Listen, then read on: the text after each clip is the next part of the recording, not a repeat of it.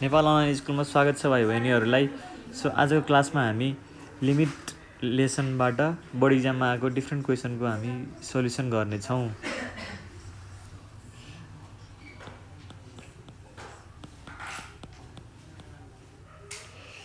To 2076 मा set be मा दिएको थियो क्वेसन नम्बर 5 को बी।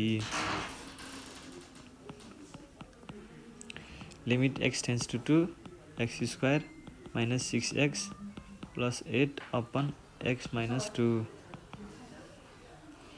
यसमा फंक्सन चाहिँ x square minus 6x plus 8 x minus 2 दिएको छ। सो यसले यो क्वेसनले भन्न खोजेको के चाहिँ भन्दाखेरि जब x को भ्यालु 2 को नजिक नजिक जान्छ तब चाहिँ fx को भ्यालु के चाहिँ हुन खोज्छ भन्न खोजेको क्वेसनले। सो हामी यसमा x को भ्यालु डाइरेक्ट 2 राख्यौं भने यो fx फंक्सन इन्फाइनाइट आउँछ। सो इन्फाइनाइट भन्ने लिमिटमा हुँदैन। लिमिट टपिकमा इन्फाइनाइट भन्ने भ्यालु निकाल्न मिल्दैन। सो हामीले यसलाई फ्याक्टराइज गर्ने। x square minus 4x minus 2x plus 8x minus 2 x is equal tends to 2। अब यसमा x कमन लियो x माइनस 4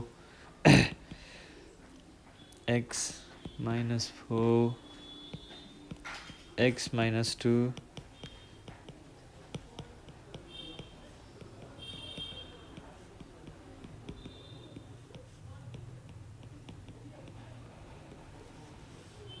यो कट छ माथि तल।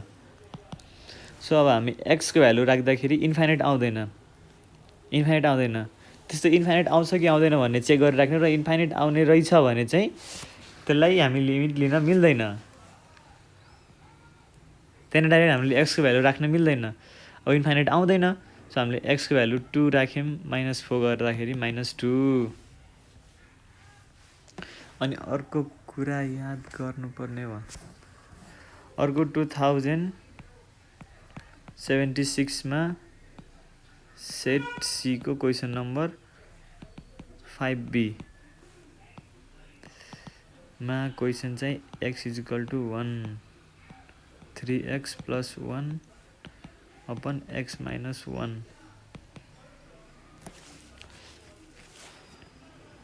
यसमा चाहिँ भन्न खोजेको के चाहिँ भन्दाखेरि यो जब x को भ्यालु 1 हुन्छ 1 को नजिक नजिक पुग्छ तब यो फंक्सनको भ्यालु के चाहिँ हुन खोज्छ भन्न खोजेको।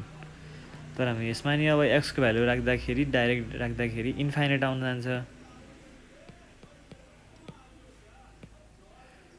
सो यसमा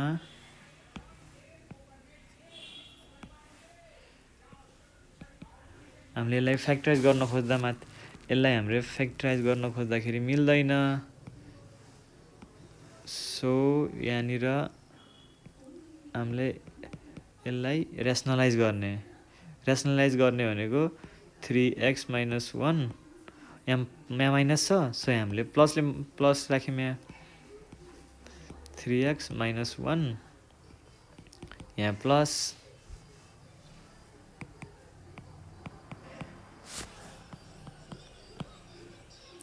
यसले मल्टिप्लाई गर्दाखेरि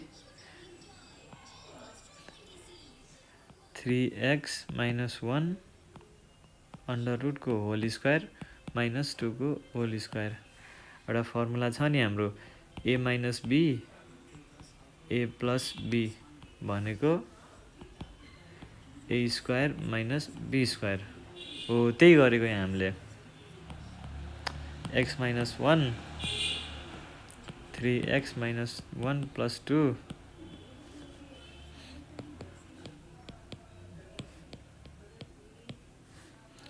यो भनेको 3x minus 1 minus 4 x minus 1 3x minus 1 plus 2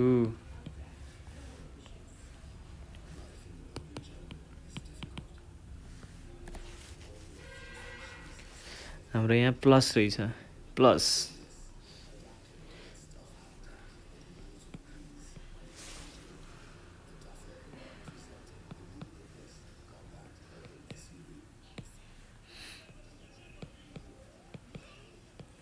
यस्तो हुन जान्छ x + 1